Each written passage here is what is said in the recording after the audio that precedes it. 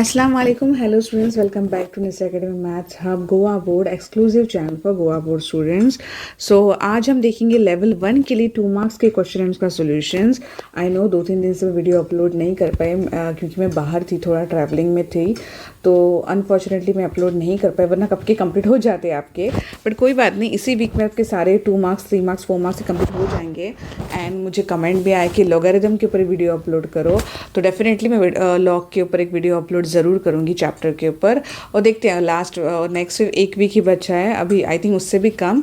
सो उसी दौरान मैं थोड़ा मतलब अगर कोई लास्ट मिनट रिविजन्स है तो वो भी मैं डाल दूँगी, ठीक है। सो देखिए 2 मार्क्स के मैंने 20 क्वेश्चंस निकाले हैं, लाइक ऑलमोस्ट उस टाइप के जो आ सकते हैं। तो वैसे तो मैं आपको बता देती हूँ ओवरऑल कि किस तरह के आ सकेंगे क्वेश्चंस। कि ये जैसे अगर मैं फर्स्ट चैप्टर की बात करूँ, या तो यूक्लिड्स डिवीजन आएगा, हो सकता है, या फिर कुछ इस तरह के लाइक टर्मिनेटिंग नॉन टर्मिनेटिंग है कि बताइए। ओके, फिर ज़्यादातर मैंने देखा है कि इसमें जो है वो कोऑर्डिनेट ज्योमेट्री की हर तरह की प्रॉब्लम आप कीजिएगा, ठीक है। कभी के वैल्यू निकालना है, कभी एरिया ऑफ ट्राइंगल दिया जाता है आपको के वैल्यू निकालना है, पैरेललोग्राम कुछ भी आ सकता है, ठीक है। फिर सर्कल के ऊपर प्रॉब्लम्स आपको ज़रा प्रैक्टिस करने हैं, क्योंकि मेरे पॉसिबल नहीं था कि मैं हर एक पुट कर सकूँ यहाँ पे हर एक तरह के, बट मैंने कोशिश की जितना मैं मतलब डाल सकूँ उतना मैंने डाल दिए हैं। लेकिन सर्कल के ऊपर कुछ भी मतलब आ सकता है। ट्रिग्नोमेट्री आपको बहुत प्रैक्टिस करनी है, मैंने इनपुट ज़रूर किए इस पर ट्रिग्नोमेट्री की, आप देख सकते हैं। फिर देखिए जैसे कि ये फर्स्ट चैप्टर के ऊपर, ठीक है। फिर सर्कल्स के ऊपर जैसे मैंने कहा इस तरह के शेडेड रीजन का जो आपको निकालना है वो आपको आएगा, ठीक है। तो वो तो बहुत हर इसमें अलग अलग है, तो सब लेना तो पॉसिबल है, इसमें थोड़े लिए हैं, पर मैं बस आपको ओवरऑल एक मतलब एक आइडिया दे रही हूँ कि किस तरह के आ सकते हैं, ठीक है। सो बस आप प्रैक्टिस कीजिए, और चलिए विदाउट वेस्टिंग टाइम हम स्टार्ट करते हैं। हो सकता है इससे आपको कुछ आइडिया मिल जाए, कुछ हेल्प मिल जाए। Okay, so the first question is using Euclid's division algorithm find the HCF of 441 and 567। तो जैसे कि हमें पता है हमें क्या करना है, यूक्लिड्स डिवीजन हमने देखा है मॉडल क्वेश्चन पेपर के दौरान भी कि आपको सबसे पहले कैसे करना होता है। 567 को हम 441 से डिवाइड करेंगे। आप चाहें तो आप कर सकते हैं, मतलब ऐसे लिख सकते हैं 567 इज इक्वल टू 441 इंटू जो dividend is equal divisor into question, या फिर आप इस तरह भी करें तो भी गलत नहीं है। सो 441 वनजा ही करूँगी मैं, 7 माइनस 1 6, 6 माइनस 4 5 माइनस 126। अब जो है हम क्या करेंगे, जो आपका डिविडेंड जो डिवाइजर जो था वो आपका डिवीजन बन जाएगा, ठीक है। सो इसके बाद अब 126 को हम करेंगे इससे डिवाइड। सो 126 अगर मैं 1 ही ज़ा करूँ, नहीं, अब मैं 2 ज़ा देख लेती हूँ। 2 6 ज़ा 12, ओके। देन मैं 3 ज़ा देख लेती हूँ, यस आई गेस। और 4 ज़ा भी एक बार देख लेते हैं, हालांकि वो 4 2 ज़ा 8 9 10 जी। तो हम लोग 3 ज़ा करेंगे, 378। सो 3 and this is 13 minus 7 which is 6 and 0, and this is फिर से हम 126। ये 2 ज़ा हम देख सकते हैं 0। सो एचसीएफ क्या होगा, लास्ट जो हमारा स्टैंडिंग डिवाइजर है 441 567 का एचसीएफ होगा 63। ओके, सो यूक्लिड डिवीजन हम एक्सपेक्ट कर सकते हैं एग्जाम में 2 मार्क्स के क्वेश्चन के इसमें, ठीक है। चलिए नेक्स्ट करते हैं question number 2। Find the area of segment of a circle of radius 12 centimetre whose corresponding sector has central angle of 60 degree, ठीक है। सो देखिए 2 मार्क्स के लिए क्वेश्चन है, तो आपको बहुत डिटेल में नहीं लिखना है, फिर भी मैं आपको थोड़ा बहुत समझा देती हूँ कि ये जो एंगल है, ये आप देख सकते हैं ट्रायंगल जो है ये 60 डिग्री का है, राइट, ये एंगल। सो बाकी दोनों एंगल्स कितने होंगे, 60 के होंगे। कैसे, अब इस केस में क्योंकि ये ओ ए इक्वल टू ओ बी है, radio of the same circle, right. तो अगर ये दोनों साइड्स इक्वल होंगे तो ये दोनों एंगल्स भी तो इक्वल होंगे। हमने देखा है कि 9th में थियरम है ना हमारा कि angle opposite to equal sides are equal, और अगर आपके एंगल इक्वल हो तो साइड्स इक्वल होते हैं, साइड्स इक्वल हो तो उसके सामने वाले एंगल्स इक्वल होते हैं, ओके तो इस हिसाब से ये दोनों जो एंगल्स हैं वो इक्वल होंगे, और जब आप ट्राइंगल मतलब सम ऑफ द एंगल से निकालेंगे तो ये दोनों एंगल्स भी आपको 60 ही मिलेंगे। तो देखा जाए तो यहाँ पर ये जो ट्राइंगल है ओ ए बी, ये एक इक्विलैटरल ट्राइंगल है, ठीक है। क्योंकि 2 मार्क्स में ज़्यादा लिख नहीं रही, बस आपको इसलिए समझा रही हूँ, ठीक है। क्योंकि हमें यहाँ पे सेगमेंट, देखिए ये पार्ट निकालना है हमें, ओके तो हम क्या करेंगे, इस पूरे सेक्टर में से, इस ओ ए एक्स बी में से हमें जो है वो ट्राइंगल की एरिया जो है वो सब्ट्रैक्ट करनी, मतलब सेक्टर की एरिया में से अगर हम ये ट्राइंगल की एरिया सब्ट्रैक्ट करेंगे तो इतना ही पार्ट बचेगा, यानी कि आपके सेगमेंट का पार्ट। ये देखिए ये वाला जो पार्ट है ना, ये देखिए ये वाला पार्ट आपको निकालना है। तो इस पूरे पार्ट में से आपको सिर्फ ये वाला पार्ट चाहिए, तो आपको क्या करना पड़ेगा, इस पूरे पार्ट में से ये इतना पार्ट जो है वो ट्राइंगल का एरिया निकालना पड़ेगा, यानी कि area of the sector minus area of triangle, ठीक है। तो वो हमें पार्ट निकालना है। तो अभी जैसे मैंने आपको कहा कि जो ट्राइंगल है इक्विलैटरल ट्राइंगल, आप चाहे तो करके देख सकते हैं। जैसे मैंने कहा ओ ए बी और ओ बी ए दोनों सेम हैं एंगल्स, क्योंकि उनके साइड्स इक्वल है, रेडिया है ना वो, तो ऑब्वियसली वो सेम होंगे। तो अब सम ऑफ द ट्राइंगल से आपको 60 ही मिलेंगे वो, ठीक है। तो इक्विलैटरल ट्राइंगल है। अभी हमें सेक्टर का तो पता है हमें कि थीटा अपॉन 3, तो हम वो निकाल लेते हैं। आप चाहे तो एक साथ ही कर सकते हैं, या आपको नहीं जम रहा तो आप अलग अलग करिए। जैसे कि ये देखिए ऐसे, एरिया ऑफ सेक्टर हम सबसे पहले निकालेंगे ओ ए एक्स बी, कैसे होता है, theta upon 360 into pi r square. So 60 upon 360 into pi हमें दिया गया है 3.14 यूज़ करने के लिए। आर अब आर हमारे पास है 12 का स्क्वायर, ठीक है। तो मैं इसको ऐसा लिखती हूँ 12 इंटू 12, 6 ज़ा 6 2 ज़ा। तो अगर हम इसको कैलकुलेट करेंगे तो हमें आंसर मिलेगा 75.36 सेंटीमीटर स्क्वायर, ठीक है। अब हम area of triangle A O B निकालेंगे। So area of triangle O A B या ए ओ बी जो कि इक्विलैटरल ट्राइंगल है, सो उसकी फॉर्मूला क्या होता है, √3/4 इंटू साइड स्क्वायर। सो √3/4 इंटू कोई भी हम साइड ले लेंगे, ए बी, ठीक है। सो ए बी जो है वो यस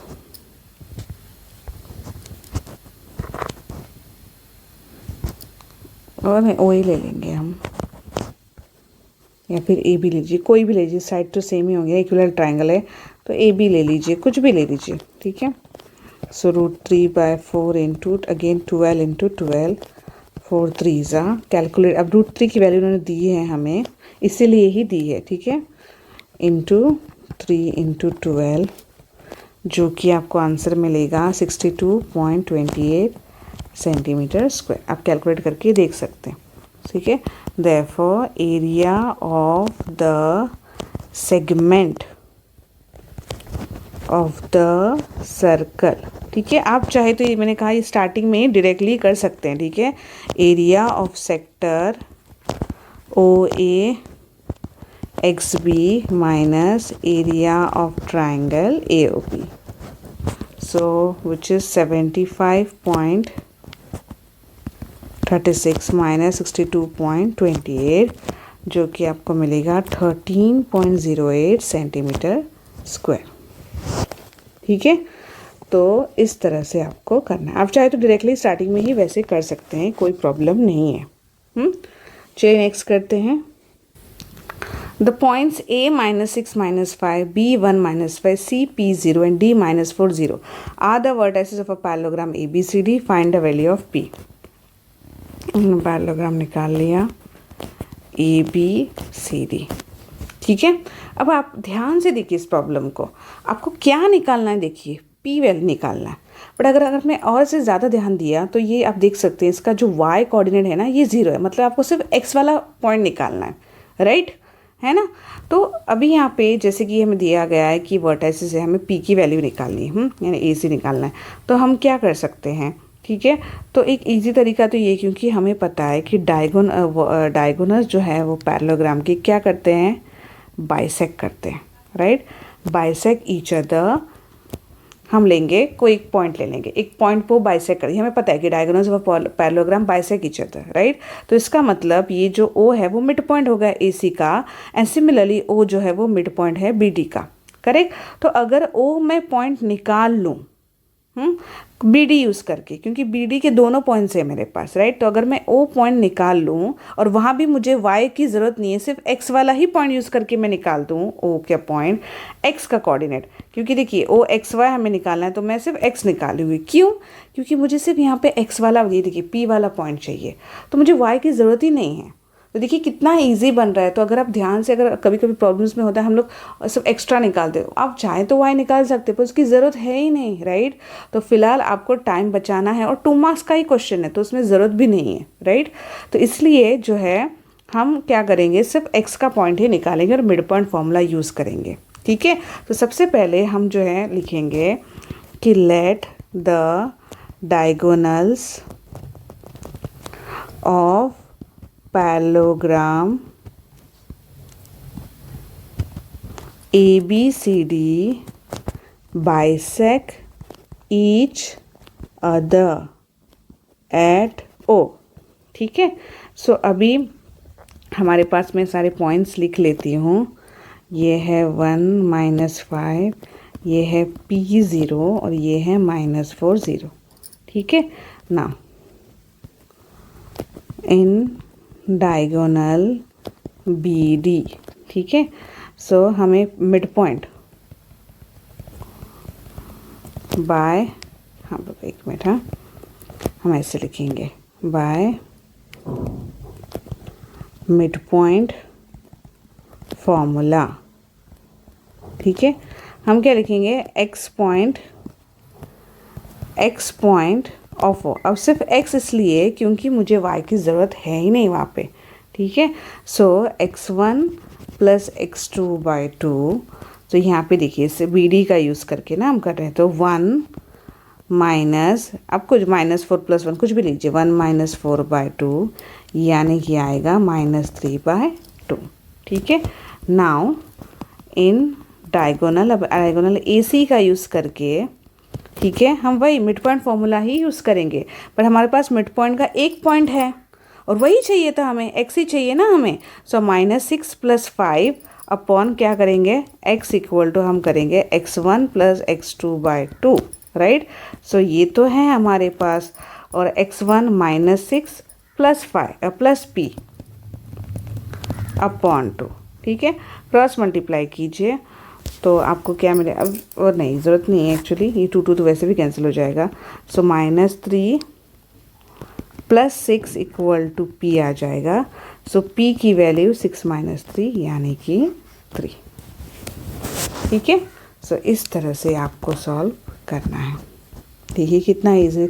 वरना आप चाहे तो अलग दो ट्राइंगल्स वैसा करके तो लॉन्ग करने की आपको ज़रूरत ही नहीं है, ये बेस्ट तरीका है, ठीक है। नेक्स्ट क्वेश्चन करते हैं, question number 4, find the value of k such that the points -2k, -1 0 and 1 2 are collinear. अब देखिए कोलिनियर है मतलब क्या, लाइन में होंगे, राइट। तो इसका मतलब जब पॉइंट्स कोलिनियर होते हैं तो ट्राइंगल की एरिया क्या होती है, यस 0। सो हम यहाँ पे लिखेंगे since the points are collinear, area of triangle = 0, ठीक है। तो हमें निकालना कैसे, सो एरिया ऑफ ट्राइंगल हम लेंगे 0 = सो एरिया ऑफ ट्राइंगल हम ये लेते हैं फॉर हाफ इंटू, फॉर्मूला क्या है आपको लिखना है, ये देखिए मैंने आपको, अगर आपको याद हो तो मैंने आपको बताया था ऐसे 1 2 3 ऐसे जाना है आपको, 1 के बाद 2 3, x1 है तो हम कहाँ जाएंगे, y2 - y3, फिर 2 पे जाएंगे 3 1 प्लस x2 लेंगे, सो y3 - y1, और जब आप x3 पे पहुँचेंगे तो फिर से 1 2 y1 - 1 2, रोटेशन में आपको जाना है तो आपको = 0, ठीक है। सो फिर आप ये वैल्यूज़ यहाँ पे पुट कीजिए, ठीक है। तो देखिए मैं यहाँ पे आपके लिए रफली ये लिख लेती हूँ, ये x1 y1 है, ठीक है, ये x2 y2 और ये x3 y3, ओके 1 2। सो 1/2 x1 क्या है आपका, देखिए -2, y2 है 0 माइनस y3 है 2 प्लस x2 है आपका -1, ठीक है, y3 है आपका 2 माइनस y1 है आपका k प्लस x3 है आपका 1, y1 है आपका k, y2 है आपका 0, ठीक है, इक्वल टू 0। सो देयरफॉर 1/2 ये कितना हो जाएगा, y3 2 है ना, मैंने गलती से 3 लिख दिया, ओके। सो ये कितना है, -2 0 0 -2 -2 -2 4, ये हो जाएगा -2 plus into minus -2 minus into minus plus 2k plus k sorry, ठीक है, और ये भी हो जाएगा प्लस k इक्वल टू 0।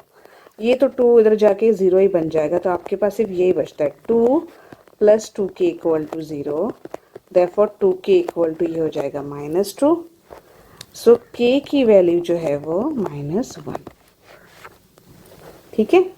अब देखिए कैसा होता है कि कभी आप अब ये मैंने प्रिपरेटरी से ही लिया है, ओके, राजस की प्रिपरेटरी हम देख रहे हैं, तो उसमें भी ये सॉल्व, कभी कभी प्रिंटिंग, जैसे मैंने कहा प्रिंटिंग मिस्टेक्स हो जाती है, तो आप अगर आप यूज़ करें प्रिपरेटरी, आप डायरेक्टली सॉल्यूशंस के ऊपर रेफ़र कर रहे हैं, उनके देख रहे हैं, तो अच्छी बात है, आप रेफ़र ज़रूर कीजिए, books they are the best. लेकिन कभी कभी होता है ना, मैंने कहा जैसे प्रिंटिंग मिस्टेक्स हो जाती हैं, तो ये प्रॉब्लम का मैंने देखा है, थोड़ा सा क्वेश्चन में मतलब सोल्यूशन में उनके थोड़ा प्रॉब्लम है, बट इसका मतलब ये नहीं है कि बाकी सारे भी रहोगे, कभी कभी जैसे मैंने कहा प्रिंटिंग मिस्टेक्स होती हैं। तो अगर आप रेफ़र कर रहे हैं कोई भी बुक, राजन्स की हो या कोई भी, आप एक बार खुद वेरीफाई कीजिए, खुद सॉल्व कीजिए, क्योंकि हो सकता है कभी कभी प्रिंटिंग मिस्टेक हो, ठीक है। चलिए नेक्स्ट क्वेश्चन करते हैं, question number 5th। Next question, triangle ABC is similar to triangle PQR. M and N are the midpoints of BC and QR respectively. If area of triangle ABC equal to 100 cm square, area of triangle PQR is equal to 144 cm square and AM equal to 4 cm, find PN, ठीक है। तो जैसे कि ये triangle है, दो triangles में निकाल लेती हूँ, ठीक है, ABC और PQR, और इसका मिड पॉइंट है M, इसका है N।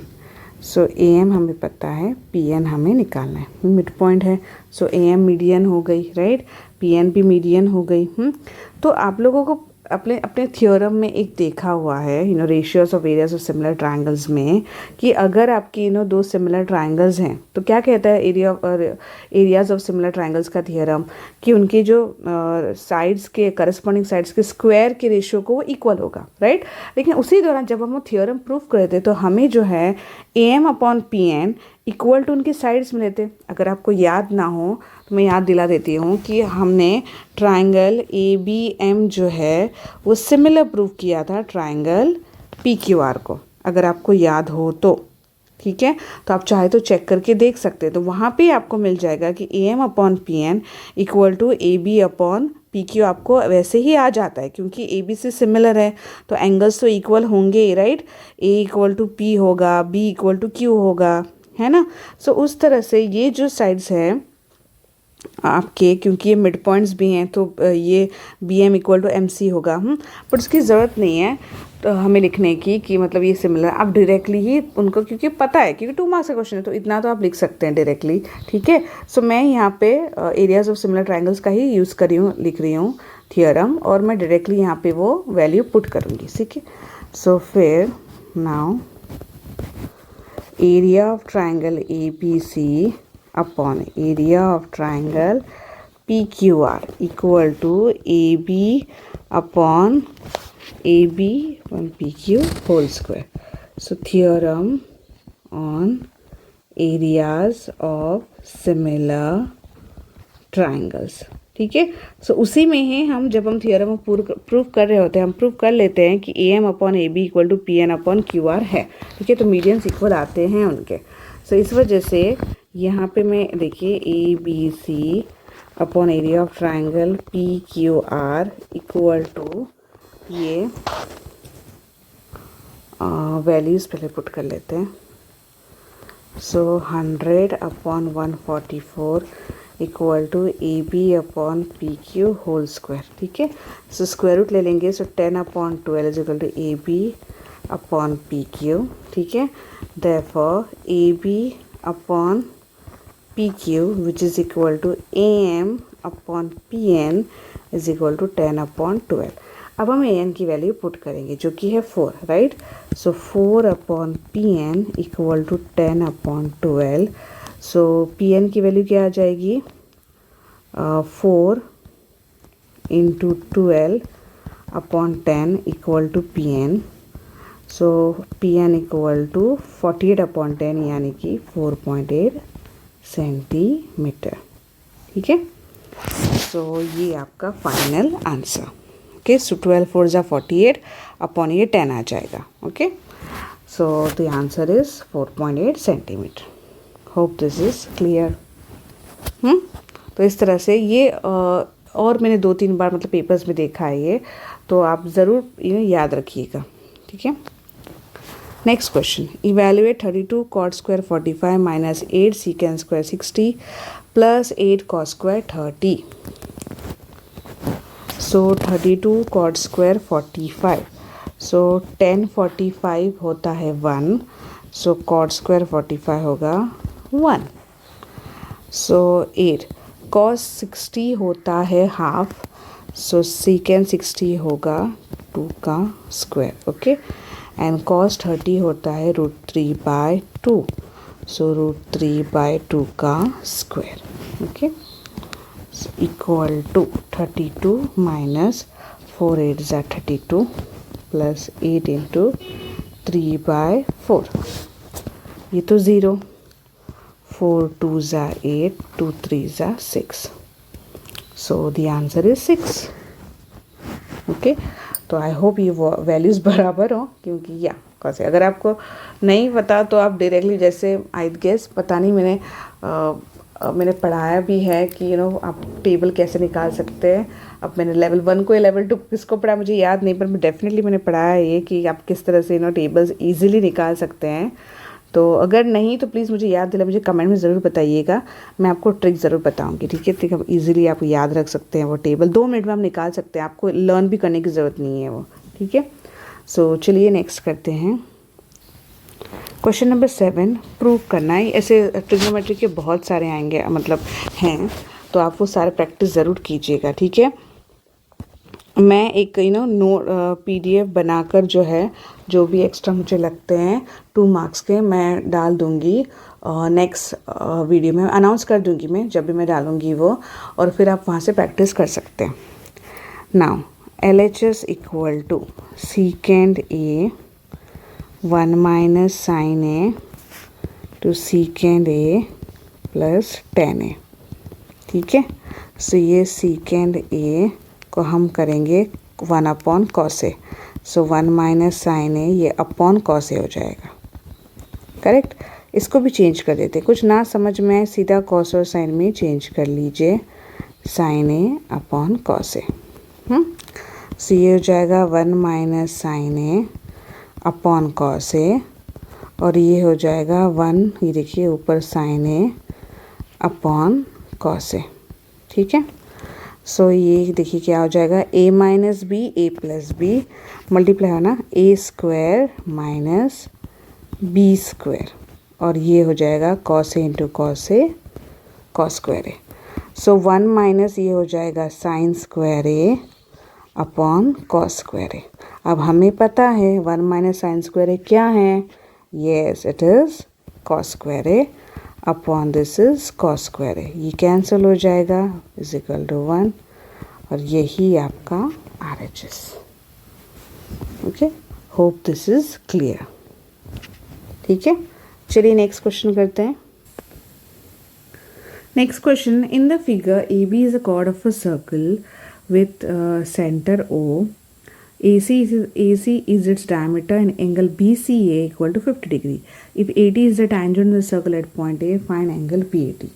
80 टेंजेंट है तो एंगल CAT कितना होगा, यहाँ पे मैं लिख रही हूँ proof, since 80 is tangent to the circle at point A, angle CAT कितना होगा, यस 90 डिग्री, क्योंकि tangent is perpendicular to the radius होता है, राइट। तो ये तो पूरा मतलब ये अगर आप पूरा ही देख लेंगे तो ये तो OA तो परपेंडिकुलर होगा ही, ठीक है। तो हम पूरा एंगल जो है वो CAT कितना हो जाएगा, 90 डिग्री हो जाएगा, ओके। तो और फिर अगर यहाँ पे आपने नोटिस किया होगा, देखिए डायमीटर ये कितना, और हमें पता है एंगल सबटेंडेड बाय डायमीटर और एनी पॉइंट्स कितना होता है, हमेशा 90 डिग्री होता है, राइट। क्योंकि AC डायमीटर ये सबटेंड कर रहा है ये एंगल, ठीक है, सेमी सर्कल पर, तो एंगल ABC कितना होगा, 90 डिग्री होगा, okay. AC is the diameter, ठीक है, and it subtends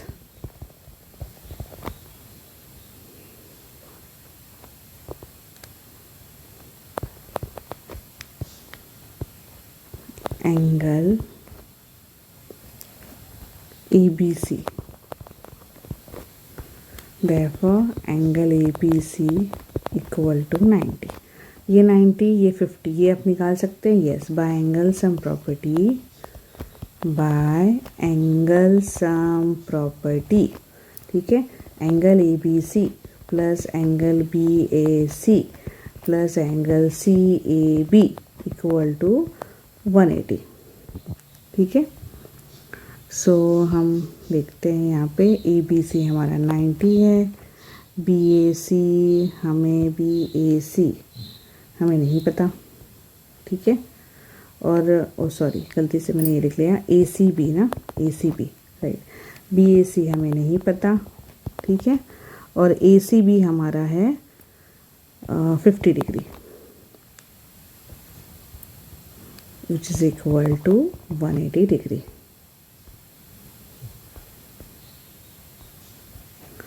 so angle BAC कितना होगा, 90 प्लस 50 ये होता है 140, सो 180 माइनस 140, यानी कि आपका एंगल BAC जो है वो हो जाएगा 40 डिग्री, ओके। नाउ अब देखिए आपको क्या निकालना है, BAT निकालना है। तो देखिए ये पूरा एंगल है ना CAT, ये पूरा कितना है, 90 है, करेक्ट। तो अब आपको ये वाला एंगल तो मिल गया, राइट। तो बस आपको ये वाला चाहिए, यानी कि इस पूरे 90 में से बस इतना सा हमें सबट्रैक्ट करना है, करेक्ट। तो CAT में से अगर मैं ये BAC सबट्रैक्ट कर दूँ तो मुझे BAT मिलेगा, right.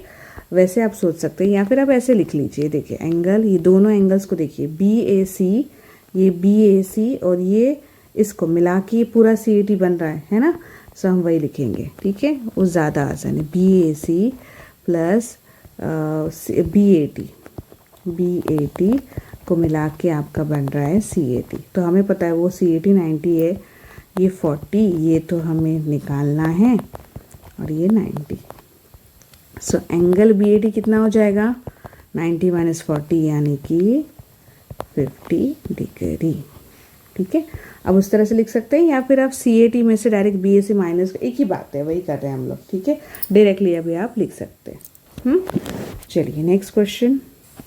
Next question, the decimal expansion of rational number 23/2 5 square will terminate after how many places of decimal? So given rational number equal to 23/2 5 square. So ये कितना है, 23/8 इंटू 25 है ना, राइट। तो देखिए अगर हमें इसका मतलब इनका जो पावर अगर 10 के पावर में आएगा तो आप इसे डायरेक्टली बता सकते हैं ना कि भाई हाँ ये कितना है, अगर 1000 हो, 10 हो, 100 हो तो कितने प्लेसेस के बाद में आ जाएगा, राइट। तो अभी आप देख सकते हैं यहाँ पे ये 8 है, ये 25 है, ओरली भी आप देख सकते हैं 2 क्यूब 8 25, तो ये ऑब्वियसली 1000 तो नहीं है, 200 है ना। तो मैंने आपको कहा था कि हमें क्या करना है कि हमें पावर सेम करने होते हैं, तब ये 10 की पावर में आ जाएगा, राइट। सो अब हम क्या करेंगे यहाँ पे, सो 2 raised to 3 5 स्क्वायर, तो इसका मतलब हमें किससे मल्टीप्लाई करना है? अगर पावर सेम करना है तो 5 से, तो हम यहाँ भी 5 से मल्टीप्लाई करेंगे। ठीक है, सो ये कितना हो जाएगा? देखिए ये 2 cube into 5 cube, correct, 2 cube 5 cube, और ये कितना हो जाएगा? 5 3 ज़ा 15, 5 2 ज़ा 10, और ये 11। ठीक है, अब आप देख सकते हैं ये जो है ना 115 अपॉन ये कितना है? ये है 1000, करेक्ट। सो इसका मतलब कितने प्लेसेस के बाद में डेसिमल ये हो जाएगा? How many places of decimal? देख सकते हैं 1 2 3। सो हम ये लिखेंगे therefore the decimal expansion will terminate after 3 decimal places. Expansion will terminate after 3 decimal places. Okay, so इस तरह से ये भी क्वेश्चन इस तरह के आप एक्सपेक्ट कर सकते हैं। ओके, चलिए नेक्स्ट करते हैं। Question number 10th, in triangle QCF, angle C 90 and cot F equal to √5/2. Find length QF, value of sec Q. ठीक है, सो हम यहाँ पे लेंगे, देखिए cot F क्या है? एडजेसेंट यानी कि CF, ऑपोजिट क्या होगी? CQ, यानी कि √5/2 जो कि दिया हुआ है।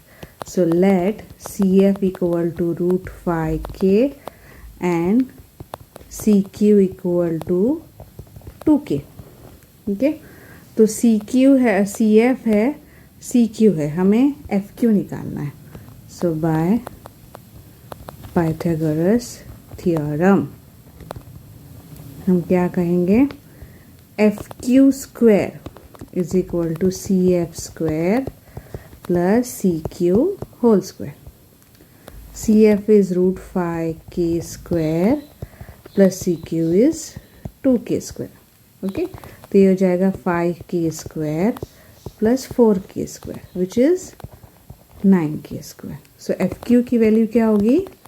3K। ओके, अब हमें क्या QF या FQ जो भी हमने निकाल लिया है, फर्स्ट वन तो कंप्लीट हो गया, अभी second one, value of second Q। सो ये तो फर्स्ट वन था, यहाँ पे लिख लेते हैं फर्स्ट वन। ठीक है, सेकेंड वन, सेकेंड Q जो होगा वो क्या होगा? सेकेंड Q क्या? कॉस Q होता है एडजेसेंट अपॉन हाइपोटेनियस, करेक्ट। तो यहाँ पे सेकेंड Q होगा हाइपोटेनियस अपॉन एडजेसेंट। हाइपोटेनियस है FQ, एडजेसेंट है आपकी CQ। ठीक है, सो QF या FQ अपॉन CQ। सो ये है 3K और CQ है आपका 2K। क्या की कैंसिल, आंसर 3/2। ठीक है, so the answer is 3/2। Hope this is clear. तो इस तरह के भी ये मैंने बहुत पेपर्स में देखे हैं ट्रिग्नोमेट्री के, ये वाला मतलब इस वाले ये ऐसे वाले क्वेश्चंस तो होते हैं। और फिर दूसरा क्वेश्चन आपका प्रूविंग का होता है कोई भी, या फिर वैल्यूज डाल के आपको इवैल्यूएट करना होता है। तो डेफिनेटली आप एक आइडिया मिल जाती है अगर आप मॉडल क्वेश्चन पर ध्यान से देखें और आपके सारे राज्यों के प्रिपेयर आप ध्यान से देखेंगे ना, तो एक आइडिया मिल जाती है किस तरह के क्वेश्चन होंगे, एक 2 मार्क्स के लिए, 3 मार्क्स के लिए। तो मैं एक आइडिया आपको दे सकूँ, जैसे लेवल, जैसे कि फर्स्ट मैंने कहा चैप्टर के ऊपर, एक तो यूक्लिड्स का थ्योरम जो कि है एल्गोरिदम यूज़ करके होगा, या फिर जैसे टर्मिनेटिंग, या फिर ये भी हो सकता है प्रूव करके दिखाइए कि ये इरेशनल नंबर है, राइट, वो आपने देखे होंगे, राइट, तो बहुत इंपॉर्टेंट है। तो वो भी शायद आ सकते हैं कि prove that 3 + √5 is irrational, 2 + √5 is irrational, √3 is irrational, ऐसा।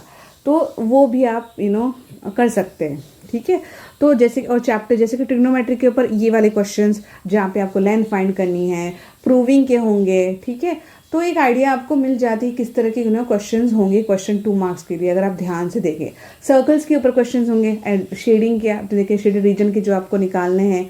ठीक है, तो वो तो अलग अलग तरह के कितने भी मतलब आप एक्सपेक्ट नहीं कर सकते कि एक ही पैटर्न के, वो तो कुछ भी मतलब पूछ सकते हैं वो। बस आपको देखना है कि आप 2 मार्क्स के नहीं तो ज़्यादा डिफिकल्ट तो नहीं होंगे वो। ठीक है, तो चलिए नेक्स्ट क्वेश्चन करते हैं। Next 11th one, if Q001 is equidistant from P5 -5 and Rx6, find the value of x.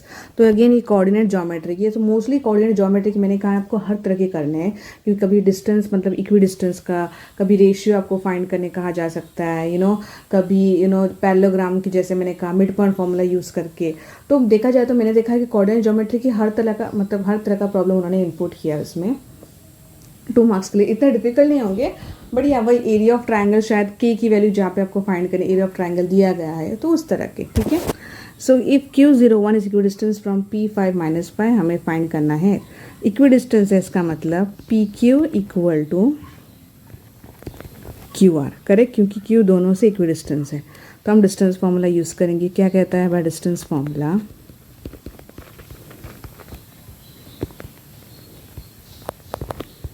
क्या है डिस्टेंस फार्मूला आपका, x2 - x1 square plus y2 - y1 square, correct. So हम यहाँ पे यह फॉर्मूला लिख सकते हैं। तो यहाँ पे हम PQ का यूज़ करेंगे सबसे पहले, PQ। सो इक्वेट करना है, इक्वल टू PQ, देखिए 5 - 0 स्क्वायर प्लस मैं ले रही हूँ -5 - 1 स्क्वायर। वैसे ही QR क्या आएगा, x - 0 स्क्वायर प्लस 6 - 1 स्क्वायर। आप 1 - 6 - 1 लीजिए या 1 - 6 लीजिए, आएगा तो एक ही, ठीक है। Squaring on both sides, squaring on both sides क्या मिलेगा हमें, ये देखिए। तो ये स्क्वायर रूट तो हट जाएगा। अब ये 5 का स्क्वायर 25, ये -6 का 36, ठीक है। ये x स्क्वायर, ये 5 का स्क्वायर 25, ये हो जाएगा 61 x square plus 25। So 61 - 25 equal to x square. So x square की वैल्यू क्या हो जाएगी, 36। देयरफॉर x की वैल्यू क्या हो जाएगी, ±6।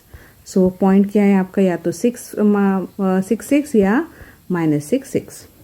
ओके, सो इस तरह से आपको निकालना है, इजी। चलिए नेक्स्ट क्वेश्चन करते हैं।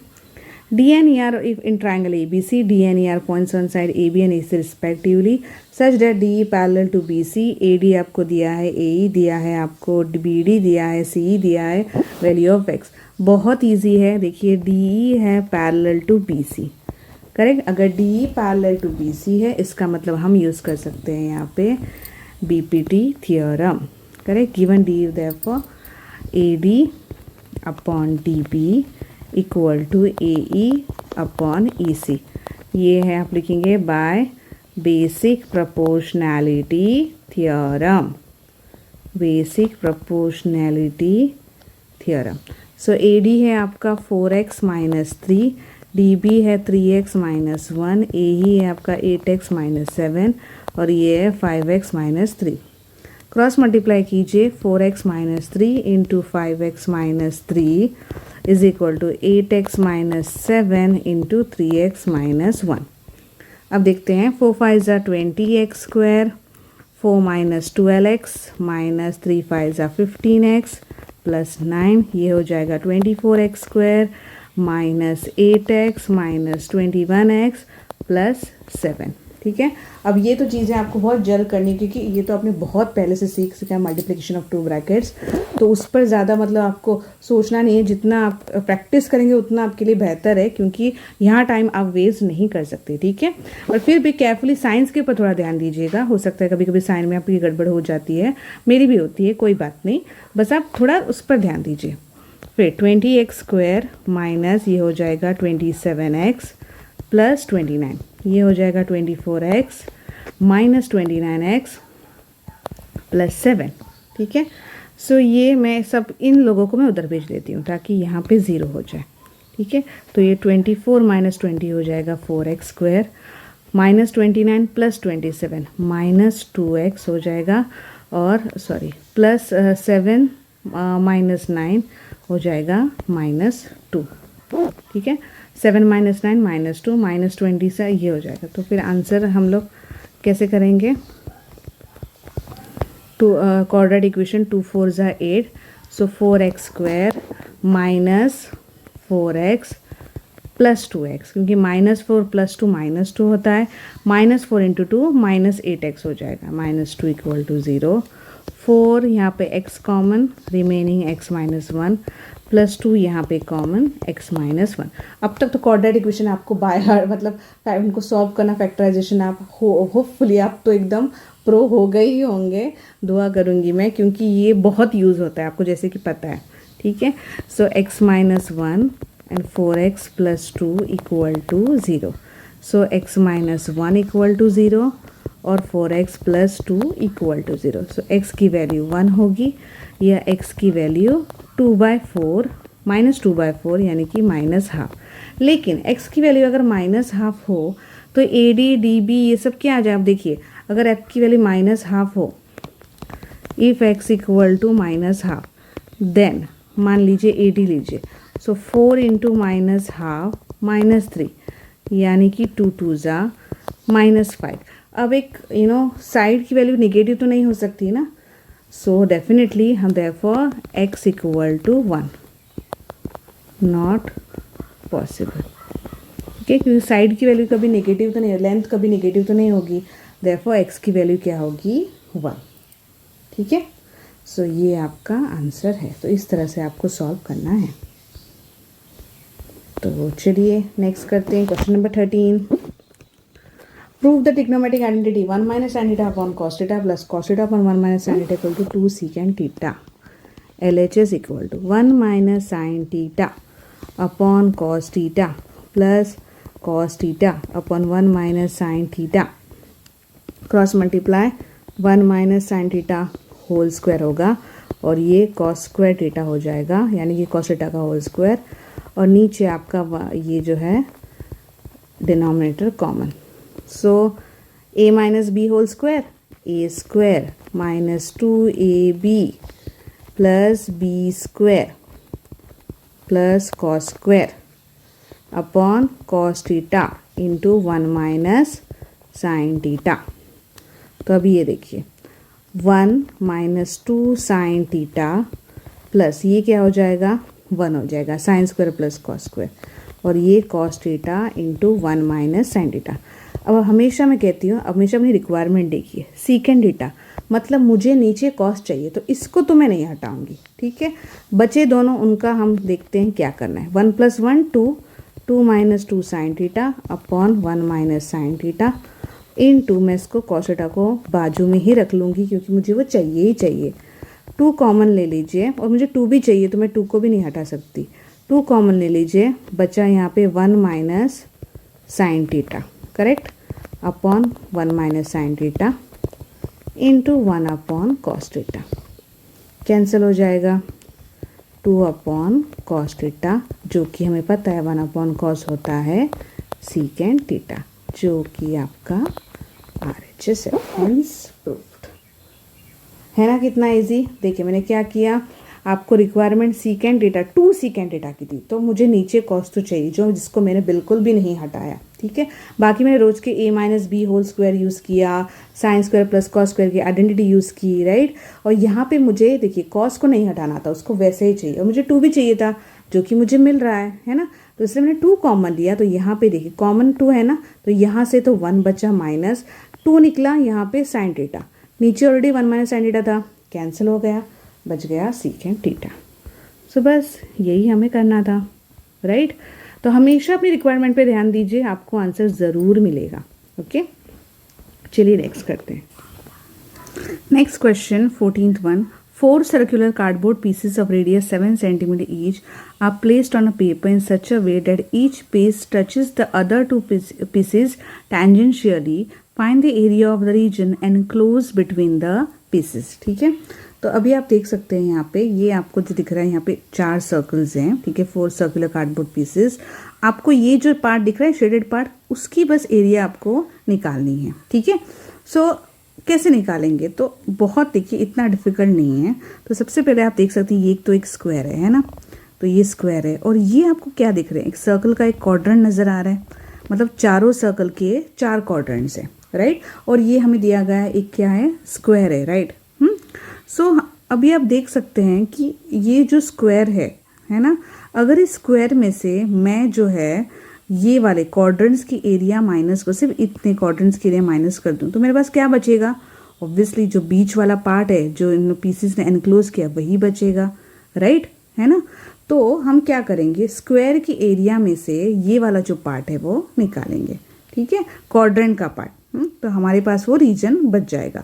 तो एरिया ऑफ स्क्वायर हमें पता है, तो सबसे पहले यहाँ पे देखिए मैं सॉल्यूशन लिख रही हूँ, द लेंथ, या फिर हम लेट लेंगे, let the length of side of the square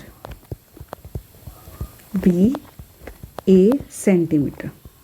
therefore a कितना है? 7 नहीं है, देखिए 7 + 7 कितना हो जाएगा? 14 सेंटीमीटर, ठीक है। और रेडियस अभी, और ये अगर हम क्वाड्रेंट की बात करें तो उसका रेडियस कितना है? देखिए ये सेंटर है ना सर्कल का, तो ये क्वाड्रेंट का रेडियस, ये देखिए इसका रेडियस कितना है? 7 है ना, 7 है, 14 नहीं 7, ये 7 ये 7, ठीक है, ये रेडियस है।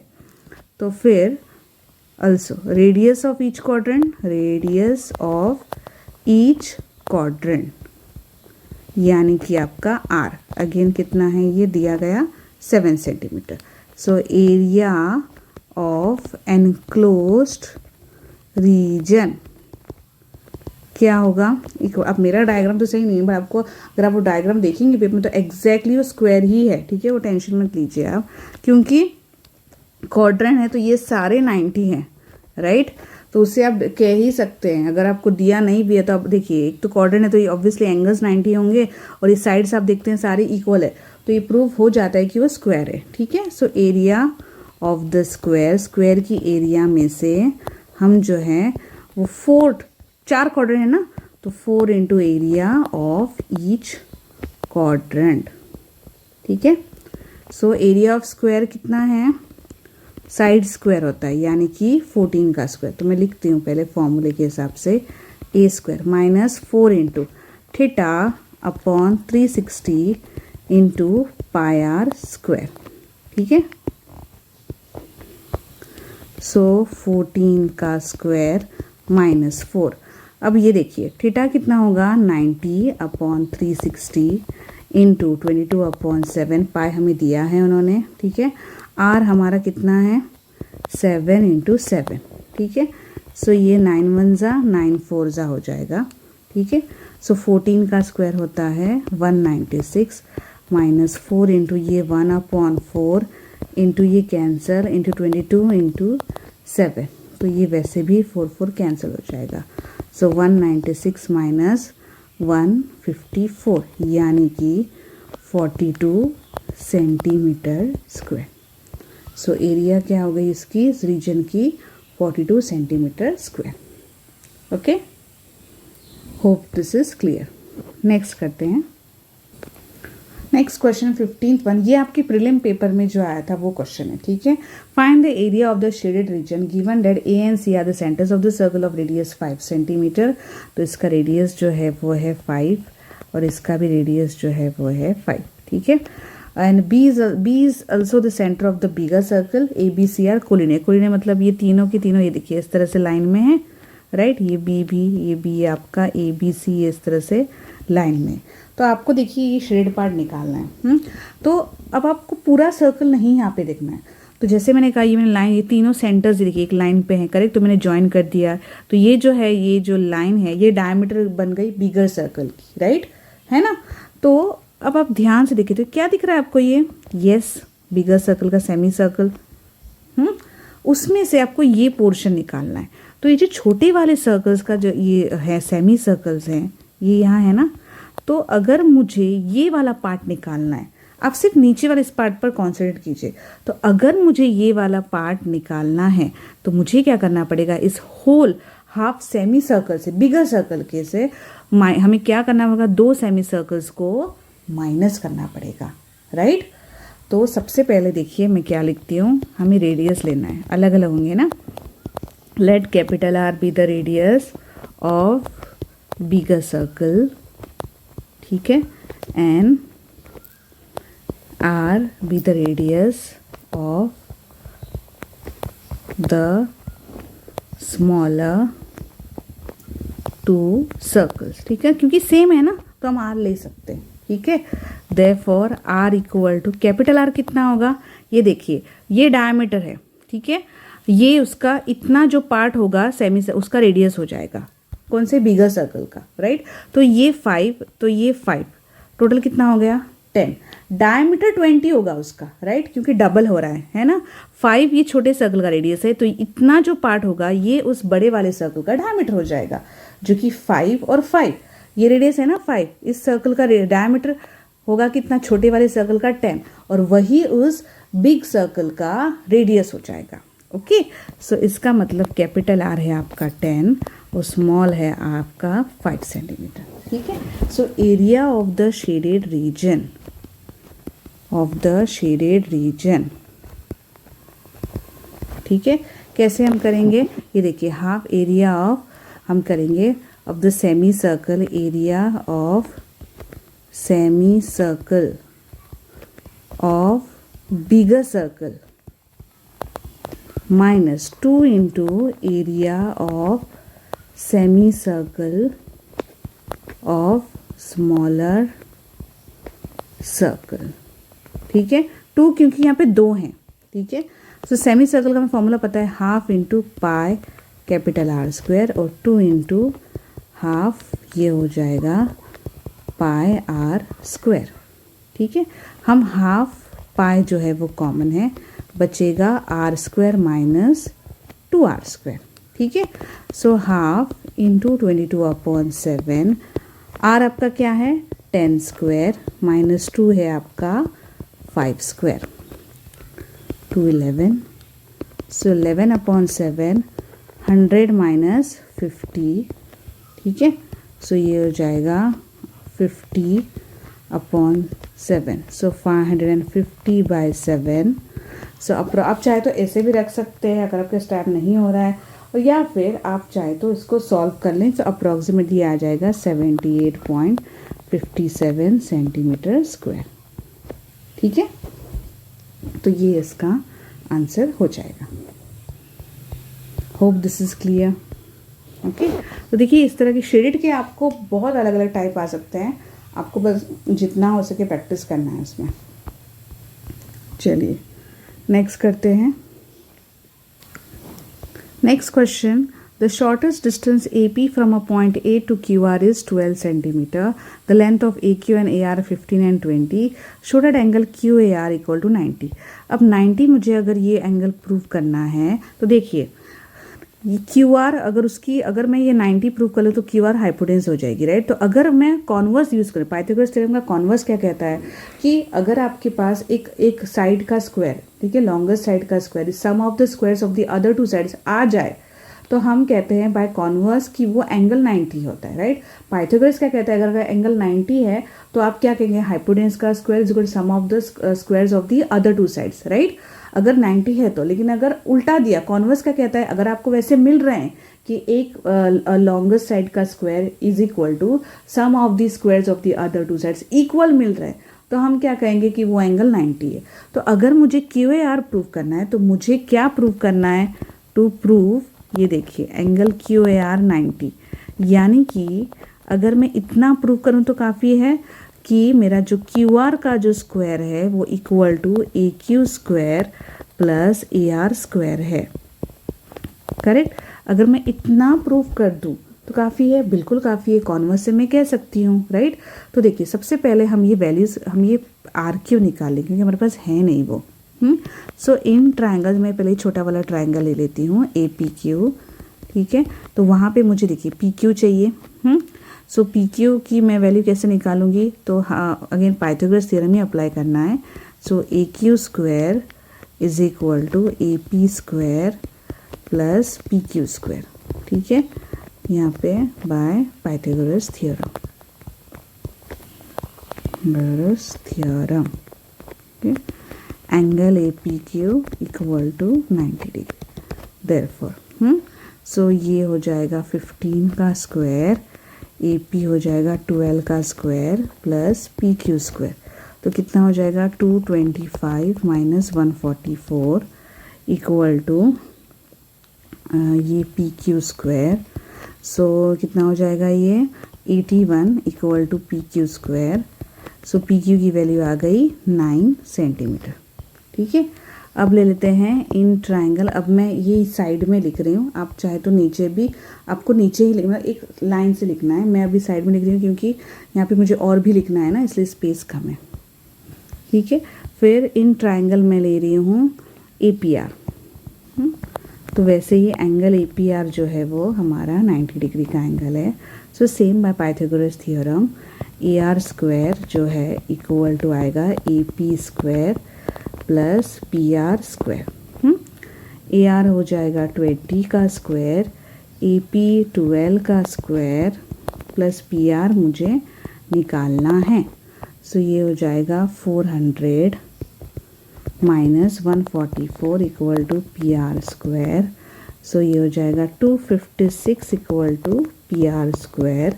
सो पी आर की वैल्यू आ गई 16 centimetre. So P Q Q R क्या हो जाएगा, P Q plus P R यानी कि 16 प्लस 9 जो कि आपका हो जाएगा 25। ठीक है, अब हम देखते हैं। अब ना क्यू आर स्क्वायर कीजिए, सबसे पहले कितना आ रहा है 25 का स्क्वायर यानी कि 625। ठीक है, फिर आप क्या कीजिए, A Q square plus A R square कीजिए, A Q square plus A R square. ठीक है, ए क्यू कितना है आपका, देखिए 15 प्लस 20 का स्क्वायर, 15 स्क्वायर प्लस 20 का स्क्वायर यानी कि 225 प्लस 400 अगेन 625। यस, देयरफॉर हमें मिल रहा है ना Q R square is equal to A Q square plus A R square. Therefore angle A Q A R equal to 90 degree.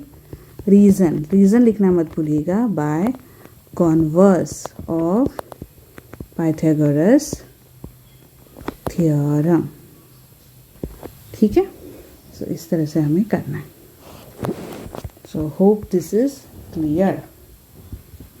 तो इस तरह की प्रॉब्लम्स भी आप एक्सपेक्ट कर सकते हैं अपने एग्ज़ाम में। ओके, चलिए नेक्स्ट वाला करते हैं। Question number 17। मैंने ट्रिग्नोमेट्री के ज़्यादा पुट किए क्योंकि मुझे पता है बहुत स्टूडेंट्स को ट्रिग्नोमेट्री डिफिकल्ट होता है, तो मैंने थोड़े मतलब इसमें प्रूविंग के डाल दिए। ठीक है, प्रूव डैट 1 प्लस गॉड, इसका आधा ही क्वेश्चन रह गया ना, एक मिनट। हाँ, ओके, सो कंप्लीटेड। सो देखिए L H S equal to sin square theta 1 plus secant square theta plus cos square theta. ठीक है, तो ये होगा साइन स्क्वायर थीटा 1 प्लस में इसको 1 अपॉन कॉस स्क्वायर, क्योंकि मुझे सीकेंड चाहिए तो मुझे 1 अपॉन कॉस स्क्वायर तो करना पड़ेगा, है ना। मल्टीप्लाई करती हूँ, साइन स्क्वायर थीटा प्लस ये हो जाएगा sine square upon cos square theta plus cos square theta. Sign square plus cos square कितना हो जाता है 1, है ना, identity 1 plus sine square upon cos square. फिर से क्रॉस मल्टीप्लाई कीजिए, cos square theta plus sign square theta upon cos square theta. Again identity हमें यूज़ करनी है, this is 1 upon cos square theta जो की वैल्यू है सीकेंड square theta which is R H S. ठीक है, therefore L H S equal to R H S. Prove हो गया। Okay, next question 18th one. If P, ये भी आपके प्रीलिम का ही क्वेश्चन है, प्रीलिम पेपर का। P9a-2 - b divides line segment joining A3a + 1 - 3 and B8a, 5 in the ratio 3:1। Find the values of A and B। तो क्योंकि ये डिवाइड कर रहा है इस लाइन को, तो हमें पता है कि अगर कोई भी पॉइंट एक लाइन को किसी रेशियो m:n रेशियो में डिवाइड करता है तो section formula by section formula क्या है, सेक्शन फॉर्मूला Pxy क्या होता है, ये देखिए कैसे याद रखना है, m + n x2 x1, वैसे ही m + n y2 y1। ठीक है, तो बस वही आपको पुट करना है यहाँ पे। देखिए 9a - 2 - b क्या है, रेशियो 3+1 3+1। ठीक है, तो यहाँ पे सबसे पहले मैं ये x1 y1 x2 y2, तो x1 x2 आपका क्या है, देखिए x1 y1 x2 y2, 8a है तो मैं 8a डाल देती हूँ, 1 × x1 ये है 3a + 1। ठीक है, वैसे ही यहाँ पे मैं क्या लिखूँगी 3 + 1 3, y2 है 5 + 1 × -3, ठीक है। सो ये हो जाएगा 24a + 3a + 1/4, ये हो जाएगा 15 - 3/4, ये p 9a - 2 - b। बस आपको कंपेयर करना है। सो देखिए ये x का x की टर्म, y टर्म। सो 9a - 2 = ये हो जाएगा 27a + 1/4 और -b = 12/4, 4 3 ठीक है। सो ये हो जाएगा आपका 9a 4 9 36a cross multiply -8 = 27a + 1 और देयरफॉर b की वैल्यू हो जाएगी -3। सो यहाँ पे ये 36 - 27 हो जाएगा 9a, 1 + 8 हो जाएगा 9, b -3, देयरफॉर a की वैल्यू 1, b की -3, ठीक है। तो देखिए कितना इजी था वो, बस कैलकुलेशन ही था और कुछ भी नहीं था, ठीक है। So hope this is clear. Next question हमें median, find median of the following data. तो मीडियन पूछ सकते हैं, मोड भी पूछ सकते हैं, ठीक है। तो स्टैटिस्टिक्स के ज़्यादा मीडियन या फिर मोड, वही क्वेश्चंस मतलब मैंने देखे हैं।